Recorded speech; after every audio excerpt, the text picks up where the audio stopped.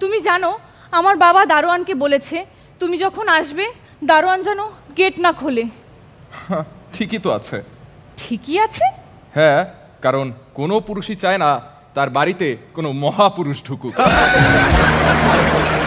তুমি জানো আমার বাবা আমাকে বলেছে মা আর যাই বিশ্বাস কর, হিমুরে বিশ্বাস করিস না। তোমারও কি তাই মনে হয় রূপা? হ্যাঁ অবশ্যই। আচ্ছা তুমি আমার থেকে আমার নুপুরটা চেয়ে নিয়েছিলে, আমি ভালো ভেবে তোমাকে দিয়েছিলাম, তুমি নুপুরটা নীলাকে কেন দিলে? কারণ নীলা আমাকে বলেছিল ওর একটা রূপার নুপুর চাই। আচ্ছা, এই যে আমি এত সব কাণ্ড করে বেড়াই, তাও তুমি আমার সঙ্গেই কেন থাকতে চাও রূপা? এর তিনটা কারণ আছে। এক, তুমি যেন কোথাও আবার হারিয়ে না যাও। দুই, তুমি যেন আবার কোনো মেয়ের চক্করে না পড়ো। আর তিন, তোমার তো টাকা নেই, তোমার এই হলুদ পাঞ্জাবিটা তো আমারই কিনে দিতে হয়।